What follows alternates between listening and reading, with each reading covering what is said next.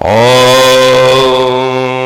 अखंडमंडलाकारं व्याप्तं येन चराचरं तत्पदं दर्शितं येन तस्मै श्री गुरुवे नमः। ध्यान मूलं गुरुमूर्ति पूजा मूलं गुरुपदं मंत्र मूलं गुरुर्वाक्यं मोक्ष मूलं गुरु कृपा। गुरुर्ब्रह्मा गुरुर्विष्णु गुरुदेवो महेश्वरा गुरु साक्षात् परम ब्रह्म तस्मै श्री गुरुवे नमः। ओम निरंकार ओंकार सोहम सतनाम श्री वाहिगुरु। ओम ह्रौं जूं साई श्री श्री गुरुवे नमः। ओम गुरु कृपा ही केवलम गुरु कृपा ही केवलम गुरु कृपा ही केवलम। मेरा और मेरे सामने बैठे हुए समस्त मेरे परिवार भारतवासियों का मेरे गुरुजनों के अपने अपने गुरुजनों के चरणों में वंदना। और मेरे सामने योगी योगेश्वर शंकर भोलेनाथ जिनको कहा गया है ओम ईशाना सर्व विद्या नाम ईश्वरा सर्वभूता नाम ब्रह्माधिपति ब्रह्मणोधिपति ब्रह्मा शिवो में अस्तु सदा शिवम। कि हे शंकर भोलेनाथ, आप सब योग विद्याओं के मालिक हैं। आपके मुख से ही ये योग विद्या निकली हुई है। आज उसी योग विद्या को हम सब मिलकर यहाँ बैठकर सीख रहे हैं, कर रहे हैं। ये एक बहुत बड़े सौभाग्य की बात है। शंकर भोलेनाथ जी के लिए ओम नमः शंभाय च वाय च नमः शंकराय च मस्कराय च नमः शिवाय च शिवराय च। ओंकारं बिंदु संयुक्तं नित्यं ध्यान्ति योगिना कामदं मोक्षदं चैव ओंकाराय नमो नमः। नमन्ति ऋषयो देवा नमन्ते पस्रसां गणा नरा नमन्ति देवेशं नकाराय नमो नमः। वाहनं वृषभो यस्य वासुकी कंठभूषणं वामे शक्तिधरं देवं वकाराय नमो नमः। शिवं शान्तं जगन्नाथं लोकानुग्रहकारकं शिवमेकपदं नित्यं श्रीकाराय नमो नमः। यत्र यत्र स्थितो देवा सर्वव्यापी महेश्वरा यो गुरु सर्वदेवानां यकाराय नमो नमः। विश्व गुरु कृष्ण महाराज की जय। मेरे शंकर भोलेनाथ की जय। त्र्यंबकेश्वर महाराज की जय। श्री नीलकंठ महाराज की जय। अर्धनारीश्वर महाराज की जय। पशुपतिनाथ महाराज की जय। काशी विश्वनाथ की जय। अमरनाथ की जय। सर्वप्रथम मैं कहूंगा कि अर्जुन ने पूछा कृष्ण महाराज से कि हे प्रभु ये योग क्या है। तो उन्होंने एक ही शब्द में उसका उत्तर दिया कि हे अर्जुन योगा कर्म सुकौशलम। किसी भी कार्य का कुशलता पूर्वक करने का नाम ही योग कहलाता है। जिस प्रकार हम देश की रक्षा करें तो कुशलता पूर्वक करें, वही मेरे भाइयों के लिए योग है। फिर योग उन्होंने कहा कि ये सिखाता क्या है। ये सिखाता है एको हम द्वितीय नास्ति। इस पूरे ब्रह्मांड में पूरे विश्व में हम सारे लोग एक हैं, दूसरा कोई नहीं है। ऐसी भावना जागृत करता है। जब ऐसी भावना जागृत होती है तो हम सब भाई बहन बन जाते हैं। हमारे में द्वेष और ईर्ष्या नहीं रहती। ऐसी जो वैल्यूज हैं ये योग हमें सिखाता है। हमारे संजय जी ने बहुत अच्छे तरीके से आज बड़ा अच्छा समय लेकर उन्होंने बहुत अच्छी अच्छी बातें योग के लिए बताई। तो योग में 8 चीजें आती हैं। एक तो आती है यम। जब तक हम यम का पालन नहीं करेंगे, ये पहला स्टेप है योग के लिए। और यम में आता है कि किसी को हमने कष्ट नहीं देना है, सच बोलना है, सत्य, अहिंसा, ब्रह्मचर्य, ये 3-4 चीजें जो हैं ये योग में आती हैं। और जो योग करता है उसी का नाम योगी पड़ता है। योग करने वाले को ही योगी कहते हैं। तो ये योग है क्या भाई? इसका प्रथम जो चरण है उसमें यम आता है, और योग कर्म सुकौशलम है। और फिर योग क्या करवाता है कि शरीर माध्यम खलु धर्म साधन, शरीर को माध्यम बनाकर खेल खेल में आओ धर्म की साधना करें। वह धर्म क्या है? धर्म अपना अपना कर्म है जो हम करते हैं। जैसे फौजी देश की सेवा करते हैं, भक्त गुरुजन आध्यात्मिक शिक्षा देते हैं, मैं टीचर हूं तो मैं बच्चों को पढ़ाता हूं। सारे अपना अपना काम जब कुशलता पूर्वक करेंगे तो उसी का नाम योग है। फिर इसमें आते हैं यम। यम में हमें अहिंसा नहीं करनी, लेकिन जब आ जाए दुश्मन द्वार पर ललकारता तो फिर उसका लिहाज नहीं करना है। आपकी तरफ से, मन से, वाचना से, कर्म से, आपने मन से भी नहीं सोचना कि मैंने उसका अहित करना है। दिल से, हाथ से भी नहीं करना कोई किसी का बुरा, सोच से भी नहीं करना, मन से भी नहीं करना। परंतु जब दुश्मन द्वार पर ललकारता आ जाए तो आपका योग आपको क्या सिखाता है कि जब तक इस देह में प्राण बचते हैं तब तक देश की रक्षा होती रहे। ये योग है। दूसरा आता है नियम। नियम को हम बोलते हैं principles of life. What are those principles? कि हमारे सिद्धांत क्या हैं?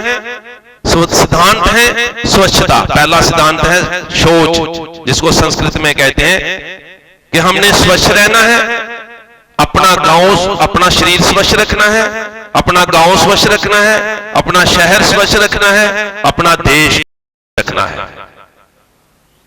और उसके बाद आता है इसमें तपा, तप करना है। तप का मतलब होता है सेल्फ रिस्ट्रेन और सेल्फ डिसिप्लिन। जिस देश के बच्चों में अनुशासन नहीं होता, जिस देश के बच्चों में तप नहीं होता, डेडिकेशन नहीं होती, मेहनत नहीं होती, वो देश कामयाब नहीं होता है। उसके बाद यम, मैं जल्दी से बताऊंगा क्योंकि आसन भी करना है एक दो। यम, नियम, फिर आते हैं आसनास, जो हम आसनास करते हैं, पोस्चर्स। इसमें 3 प्रकार के आसन होते हैं, लेटकर, बैठकर और स्वयं खड़े होकर। संजय जी ने आपको बहुत अच्छे आसन करके दिखाए, बैठने वाले भी, लेटने वाले भी और खड़े होने वाले भी। उसके बाद आता है धारणा, कि आपने कंसंट्रेशन बढ़ानी है। अगर ये बच्चे एक धारणा बना लें और उसके ऊपर फोकस करें तो मेंटल कैपेसिटी जो है वो बढ़ती है। फिर इसमें आता है प्राणायाम। तो प्राणायाम अभी संजय जी करवा रहे थे, तो एक एक्सरसाइज में प्राणायाम भी कराऊंगा। उन्होंने भस्त्रिका प्राणायाम कराया है। तो प्राणायाम के भी 5-6 चीजें हैं, जैसे शीतली प्राणायाम है, भस्त्रिका प्राणायाम है, कपालभाति प्राणायाम है और अलोम विलोम प्राणायाम है। ये सारे प्राणायाम की कैटेगरी में आते हैं। और प्राणायाम से होता क्या है? प्राणायाम से आपकी लंग्स की कैपेसिटी बढ़ती है। आपके शरीर के अंदर जितने भी मोर देन 1 बिलियन न्यूरॉन्स हैं वो एक्टिवेट होते हैं, एनलाइटेंड होते हैं। वो क्या एनलाइटेंड होते हैं कि हम हाथ जोड़कर मांगते हैं शंकर भोलेनाथ से कि ओम हरिम मम प्राण दे रोम प्रतिरोम चैतन्य जागरे हरिम ओम नमः, कि हे शंकर भोलेनाथ, ये मैं प्राणायाम कर रहा हूं, मेरे शरीर के हर एक रोम और प्रतिरोम में चेतनता लाना। जब हमारा शरीर चेतन है तो हम जागृत अवस्था में हैं। अगर जड़ है तो फिर ये जो वृक्ष जैसे बन जाते हैं। तो हमारे शरीर में प्राणायाम के माध्यम से हम चेतनता का विकास करते हैं। और फिर आता है ध्यान। ध्यान क्या होता है? ध्यान होता है हमारे शरीर के अंदर 7-8 एनर्जी सेंटर्स हैं।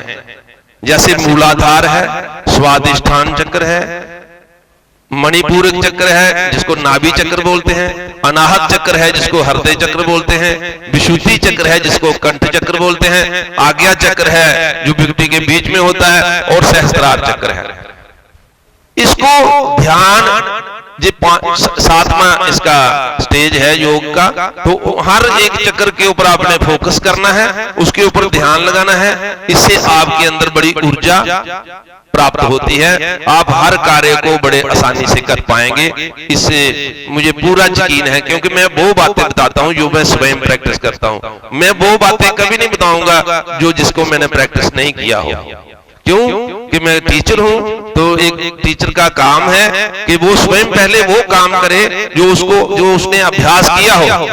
ऐसे किसी को कोई ऐसी चीज ना बताई जाए जिसका स्वयं उसने अभ्यास ना किया हो।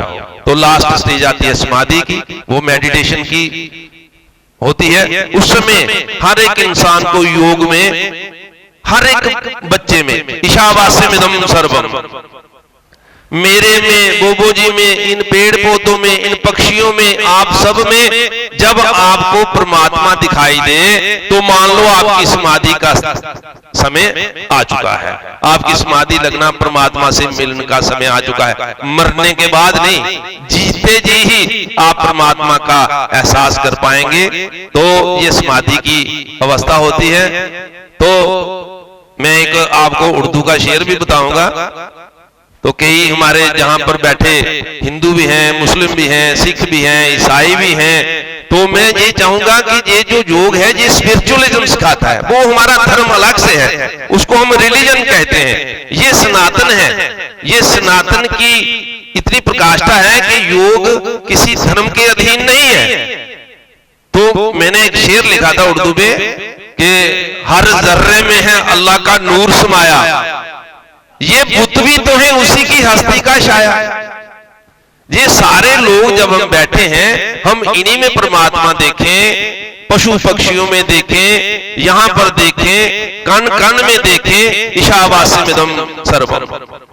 जब परमात्मा का वास हर कण कण में है तो हमें सब जगह परमात्मा क्यों नहीं दिखाई देता? यही योग की शिक्षा है।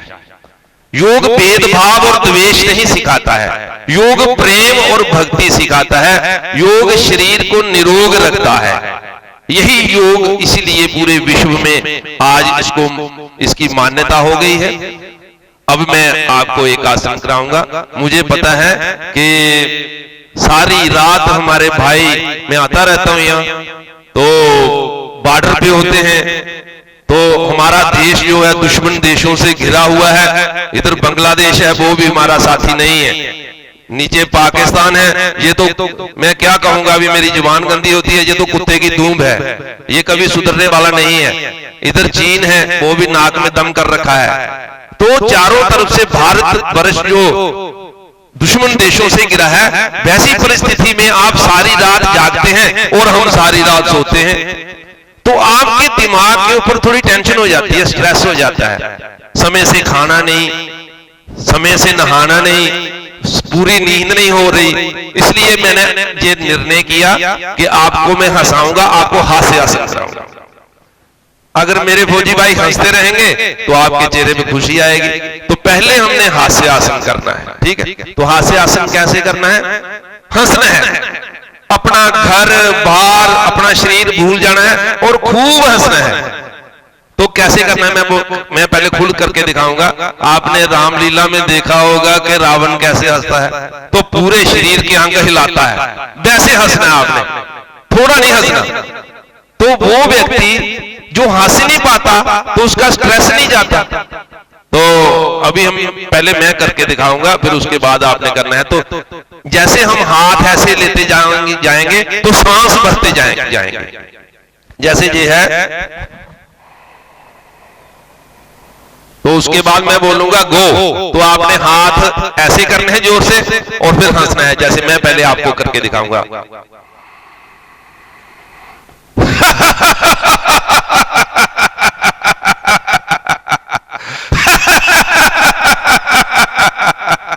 जोर से हंसना है सबने। रेडी? मेरे गो बोलने पर आपने करना है ऐसे, तो फिर जोर से हंसना, ऐसे जहां से। रेडी गो। ना मजा नहीं आया, एक साथ जोर से ताकि आपके चेहरे की खुशी, मुझे बहुत खुशी मिलेगी। आप एक बार हंस के तो दिखाओ। मुझे पता आप घर से बहुत दूर हैं, लेकिन क्या कर सकते हैं, ठीक है ना। एक बार तो हंसो। रेडी गो। वेरी गुड, इंप्रूव हुआ। अब इसके साथ और जोर से, ताकि आपका ठहाका पाकिस्तान तक सुनाई दे। रेडी गो। इसको देर से चेतना जागृत हुई। एक बार फिर से करेंगे, तो लास्ट वाले की हंसी नहीं सुनाई दे रही है। रेडी गो। वेरी गुड, बहुत बढ़िया। आपके चेहरे हंसते रहे। तो योग के बारे में बहुत सारी चीजें हैं, अभी समय कम है। संजय जी ने फिर दोबारा आना है, बोबो जी ने आशीर्वाद देना है। तो अब मैं एक और चीज बताऊंगा आपको कि प्राणायाम सबने बता दिया, मैंने आपको एक वस्त्रिका प्राणायाम बताना है। वज्रासन में बैठ जाइए।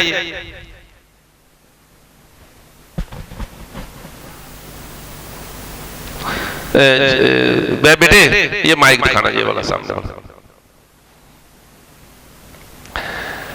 अभी हमने करना है वस्त्रिका। वस्त्रिका ऐसे करना है कि जितने भी शरीर के अंदर टॉक्सिकेंट्स हैं ना, वो निकलने चाहिए। हाथ ले जाओ ऊपर। इससे आप में बल, ताकत और जोश आता है। पहले आपने मुझे देखना है, नीचे से हाथ ऊपर लेने तो सांस भरना है, जैसे ये।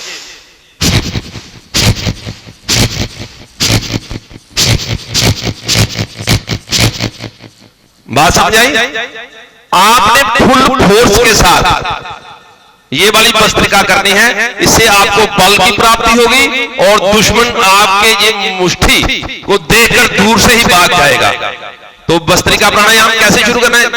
सांस भरिए, लेते जाइए ऊपर, लेते जाइए और नाक से सांस को बाहर फेंकना है।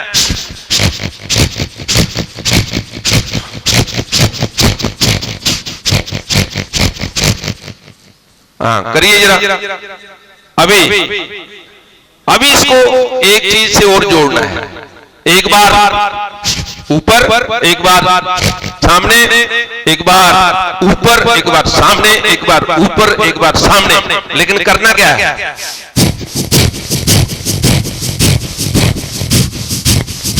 नाक से आपने श्वास को बाहर फेंकना है, ठीक है। तो वस्त्रिका प्राणायाम करेंगे। रेडी, यहां हाथ रखो, खींचो सांस।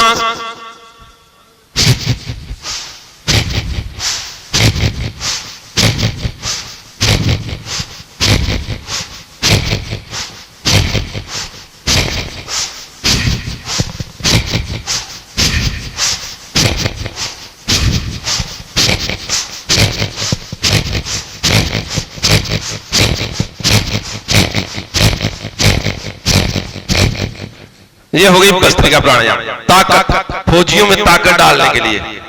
और अभी करेंगे शीतली प्राणायाम। आप जीभ बाहर निकालिए और इसको आगे से फोल्ड करना है। अभी सांस खींचती है जीभ के साथ, खींचिए, अंदर खींचो सांस, भर लो पेट, लंग्स बढ़ो। अभी धीरे धीरे छोड़ो, ठीक है। एक चीज और आपको सिखानी है। आपने जो गैस का पेट्रोमैक्स होता है वो जलते हुए देखा ना, तो उसकी आवाज भी सुनी। तो अभी सांस भरनी है हमने, लंग्स को फुलाना है। कैसे? लेकिन ओंठ नहीं खोलने, गले से सांस लेनी है।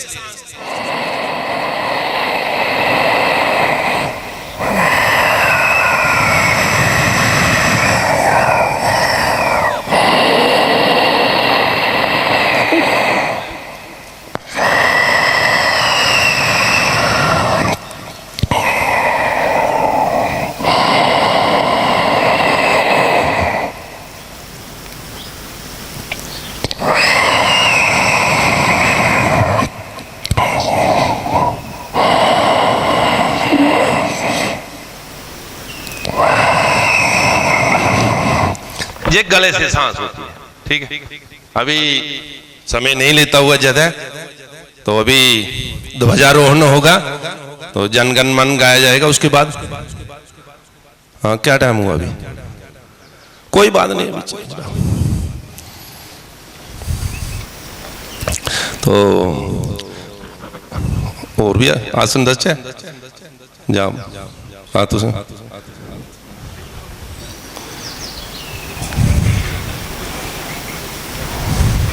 अच्छा अच्छा, अभी और बहुत सारे आसन हैं हमारे पास, तो समय की को ध्यान में रखते हुए आपने अभी ब्रेकफास्ट भी करना है, आपने ड्यूटी भी करनी है, तो ध्वजारोहण होगा। इससे पहले मैं बाबू जी से करबद्ध विनती करूंगा कि वो भी हमें आशीर्वाद दें, ताकि ऐसे कार्यक्रम हम करते रहें और आपका सानिध्य बना रहे। हरिओम। करते रहें और आपका